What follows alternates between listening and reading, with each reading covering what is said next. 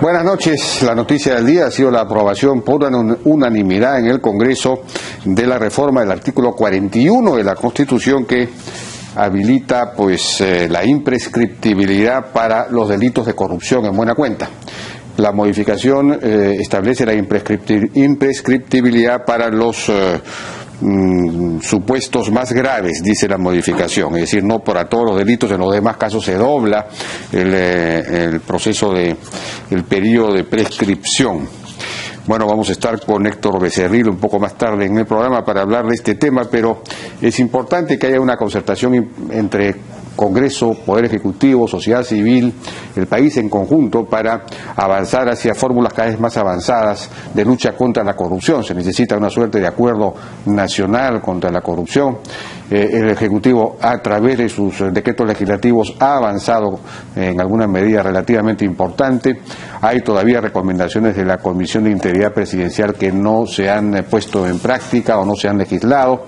En fin, es todo un programa integral que va desde la modernización del Estado, desde la simplificación administrativa, porque los trámites excesivos son fuente de corrupción, pasando por una serie de medidas legislativas y punitivas como las que estamos viendo.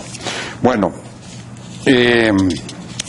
estamos ahora con Juan Monroy, que es abogado y socio del estudio Monroy Abogados, que el día de ayer en buena cuenta dijo que en el Congreso que se habría adulterado la fecha del informe que él presentó para con ocasión de la firma de el contrato de la Interoceánica. Como sabemos, pues había empresas, sobre todo una de ellas que era Odebrecht, que integraba los consorcios que mantenían litigios con el Estado. Era la empresa misma que había denunciado al Estado, y entonces había una ley que impedía o prohibía que una empresa que tenía litigio con el Estado pudiera participar en un consorcio o en una asociación público-privada o recibir una concesión. Y entonces de esto se enteró el Consejo Ejecutivo de Proinversión. Aparentemente un día antes de que se fuese a firmar el contrato, se pidió un informe al estudio Monroy, a Juan Monroy, y este informe se emitió, pero él sostiene que de ninguna manera pudo haberle hecho el día 4 como figura como figura en la fecha del informe, 4 de agosto, sino que lo hizo el 8 o el 9 o el 10 de agosto, es decir, fue después. Entonces habría adulterado esa fecha, y esa acusación sin duda es grave, porque implicaría que habría, dolo en buena cuenta en ese Consejo Ejecutivo de Proinversión o directivo de Proinversión, del cual formaba parte, por ejemplo, Pedro Pablo Kuczynski, actual presidente de la República. Entonces, sin duda, el tema es de muchísima gravedad. Entonces, estamos ahora con Juan Monroy para hablar de este tema. Juan, ¿cómo está? Buenas noches, ¿cómo le va? Un gusto. Jaime, buenas noches. No gusto por venir, por estar acá en el programa. Bueno, usted se ratifica en esto que dijo ayer, en el sentido de que efectivamente se habría adulterado en buena cuenta la fecha del informe, porque después han aparecido, se ha dado a conocer la factura que usted mismo emitió, en la cual también figura la fecha de 4 de agosto, e incluso Proinversión ha señalado en un comunicado que ese informe cuenta con cargo de recepción de Proinversión en esa fecha, 4 de agosto, así como otros informes que usted emitió, y que el sistema de registro de documentos de Proinversión también muestra el ingreso de dichos documentos esos mismos días. Entonces habría que haber alterado todo esto, fraguado todo esto para que fuera efectivamente como usted señaló el día de ayer. ¿Qué comentario tendría usted sobre este tema? Mire, Jaime, yo no he hablado de adulteración. Lo que sí he manifestado es que sobre este tema yo he realizado 4 informes. El tema se centra en el primero de ellos, de fecha 4 de agosto, y más allá del sello de recepción que ha aparecido el día de ayer, esto ocurrió hace 12 años en el estudio solemos mantener documentos 10, el doble de lo que la prescripción tributaria dice para mantenerlos. Esto ocurrió hace 12 años. Entonces yo he recuperado documentos para ir el día 27 a la reunión del Congreso, el día lunes. Y contra ese sello de recepción, yo lo que puedo manifestarle es que hay una línea de tiempo basada en los mismos documentos y en las mismas informaciones que ellos tienen, que tornarían en materialmente imposible que ello haya ocurrido. Ellos reciben de la Contraloría un oficio el miércoles a las 10 y un poco más de la mañana. Miércoles 3. Miércoles 4. Miércoles 4. El 4 de agosto, a camino de las 10 de la mañana, 10 y 3 de la mañana, reciben este documento. Y entonces están sesionando, aparentemente el Consejo Directivo, el Comité está sesionando en Palacio de Gobierno, esto llega a Proinversión, y todo lo que ocurre entre esa hora es que se suspende aparentemente esta reunión, se reúnen, no sé si 11:15, en fin, ellos tienen su margen, deciden pedirme un informe. Y mi informe llega a ellos, según dicen, a la 1:26 de la mañana, de la tarde. En otras palabras, en 2 horas 40 minutos yo he tenido que haber recibido la consulta, haber estudiado los documentos, los anexos, haber ido a SUNARP para acreditar que son distintos, a SUNAT para ver si el RUC también lo era, leer 2 expedientes y luego redactar la consulta. Todo eso en 2 horas 40 y luego llevar el informe a Proinversión. Entonces, sí, ellos tienen un sello de recepción y yo tengo el sentido común de este lado.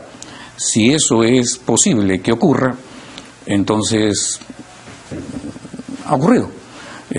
Naturalmente eso no ha pasado de esa manera, y aún más, si así fuera, ese documento que se inserta en el acta como una suerte de auto de fe, ni siquiera lo es tal para ellos, por lo que sí hay es un pedido de asesoría, porque la Contraloría hace referencia a 4 o 5 procesos judiciales en trámite.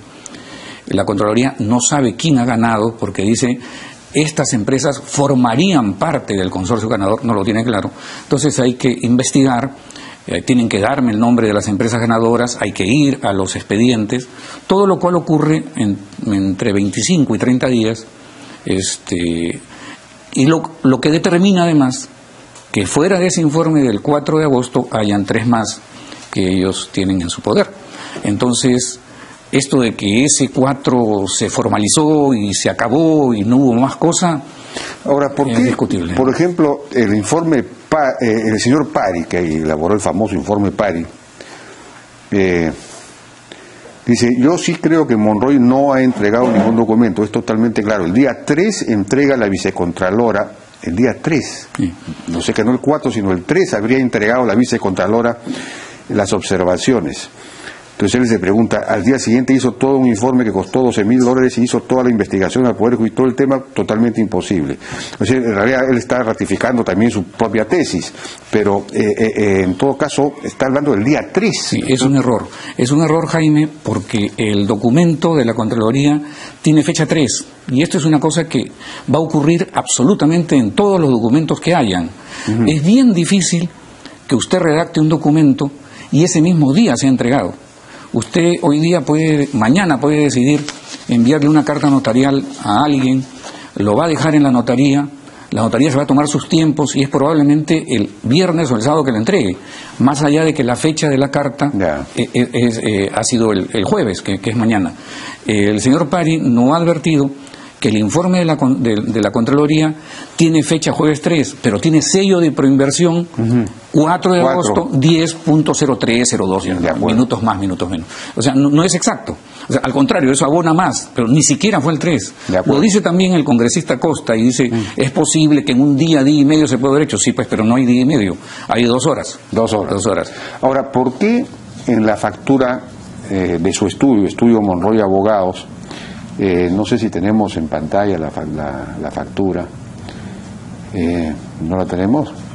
Preparación del informe, dicen descripción, preparación del informe legal de fecha 4 de agosto del 2005. Esto no sé si podemos ponchar. Esta es la factura de su propio estudio, ¿no? Ahí está resaltado en amarillo, fecha 4 de agosto. Entonces en la propia factura figura esa fecha. Así es.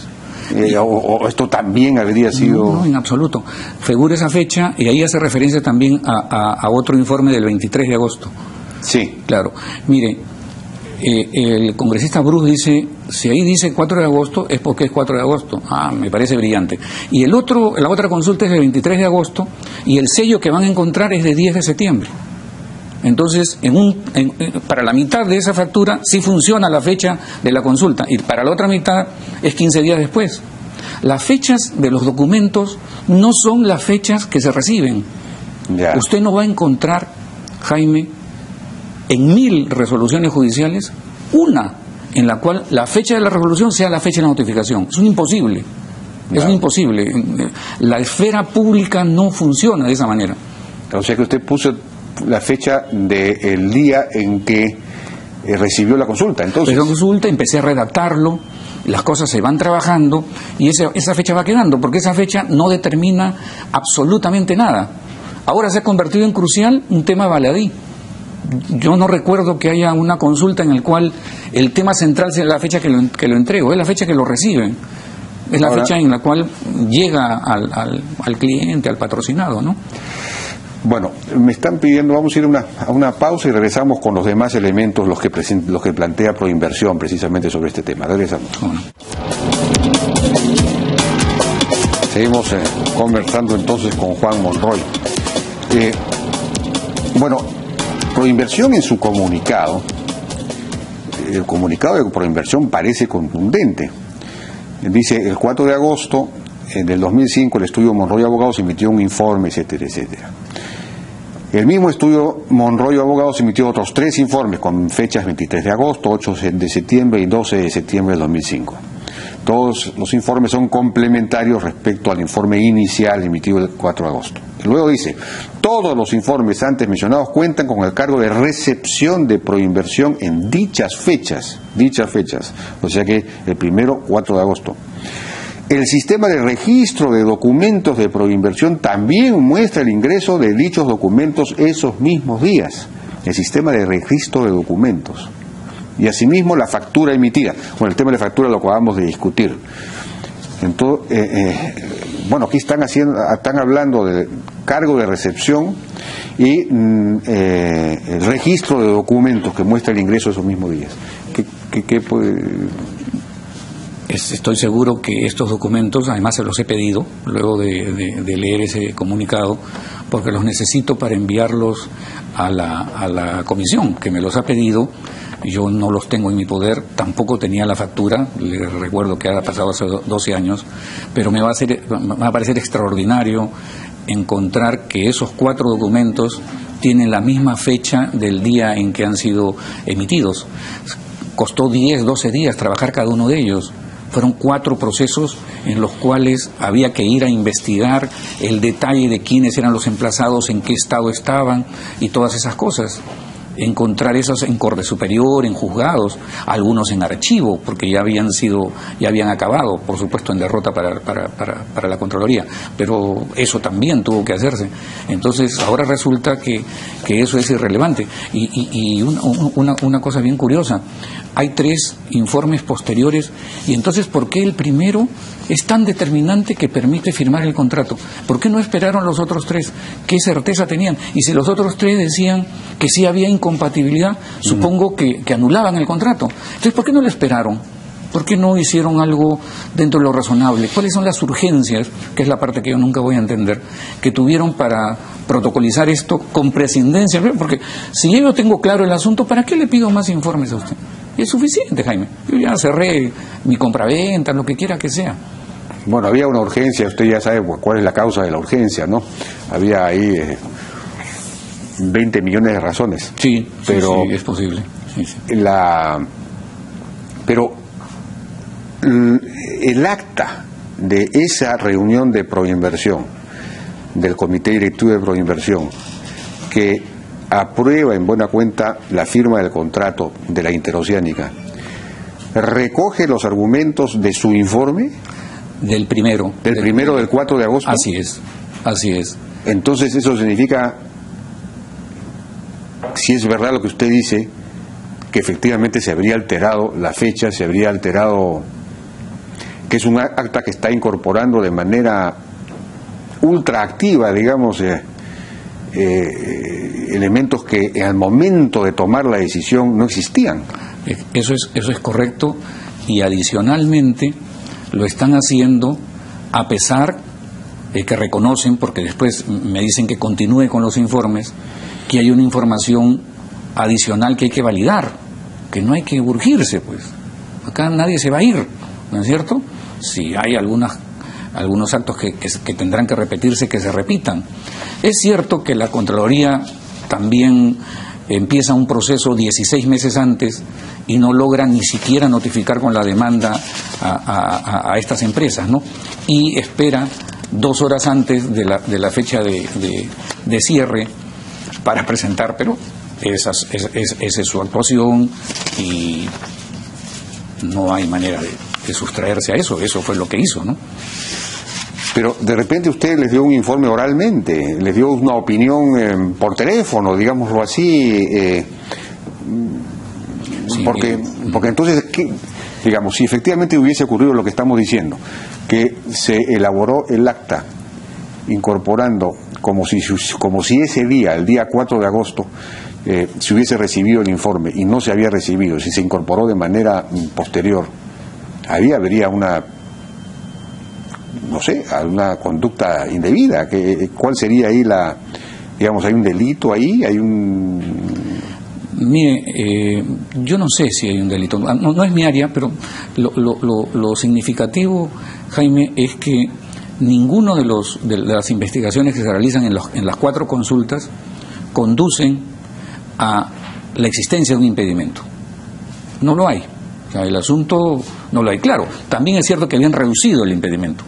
El impedimento, cuando empieza, tiene un párrafo macro en el cual hay una serie de opciones por las cuales no se puede contratar. Al final empiezan a aparecer 2 circulares que van reduciendo la incompatibilidad y de repente el asunto queda de la siguiente manera: que no tengan procesos contra el Estado, contra Proinversión o contra el propio comité. A ver, había que ser bien bárbaro para demandar al que le está dando el contrato, sobre temas contractuales.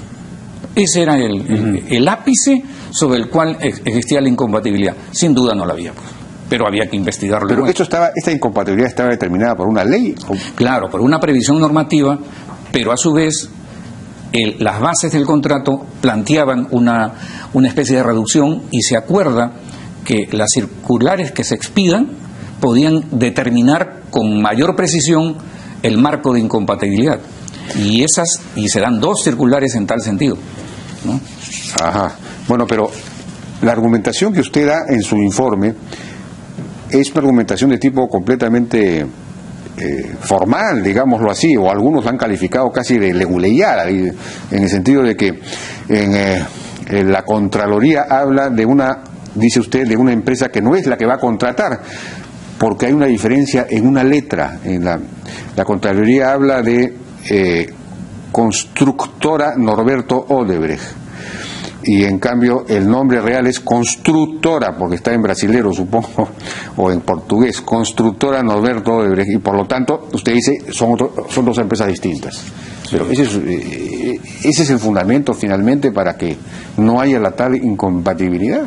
No solo ese, pero le recuerdo, Jaime, que la única posibilidad que puede haber para que 2 personas que tienen los 2 nombres y los 2 apellidos iguales sean distintos es que tengan distinta partida de nacimiento, y por ahí el DNI también distinto. Entonces, cuando se producen estas identidades, lo que hay que hacer es ver si cada uno tiene su propia partida registral, si tiene su propia identidad tributaria, esto que le llamamos RUC, y en estos casos, y en el caso también de Graña y Montero, había ocurrido eso. Son personas jurídicamente distintas. Es poca cosa que no le quede a usted duda. Yo también creo que es poca cosa. Pero, sin embargo, el derecho administrativo, el público y el privado, tiene un principio que en el siglo XXI es terrible decirlo, pero es el principio de legalidad. Es esta tuberculización del derecho, ¿no? Lo que dice la ley y hay que repetirla, estas cosas de loros a las cuales los profesores antiguos nos tenían acostumbrados. En el derecho administrativo esto se mantiene.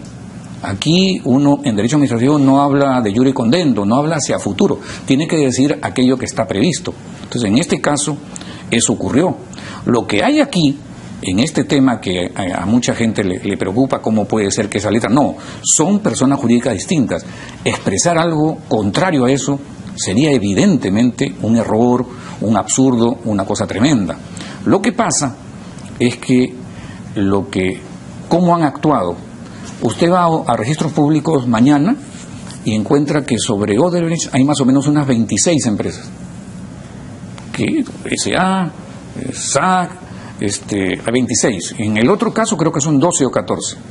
¿Y por qué no, ahora que se ha dado esta ley que usted anunció al comienzo de su programa, que fue una de las cosas que dije en la comisión, pero parece que no era lo que querían escuchar, digo, ¿por qué no se prevé un dispositivo que establezca una prohibición para los grupos económicos? Tan sencillo como eso. Los que están conectados no pueden pues estar allí. Y otro tema muy ligado a ese es que ¿qué es lo que está pasando ahora? Que no puedan, ¿a qué se refiere usted? Que no... Un grupo económico, cuando hay dos personas jurídicas que son distintas, pero en las cuales comparten socios, comparten esas cosas, en realidad es una identidad encubierta, están eludiendo la ley. Entonces, si hay una previsión normativa que eso impide, ya no va a ocurrir. Que no puedan contratar con el Estado, dice usted, ¿a qué se refiere? Claro, para evitar esto. Imagínese que una de estos grupos, sea el peruano o el brasileño, tiene una incompatibilidad.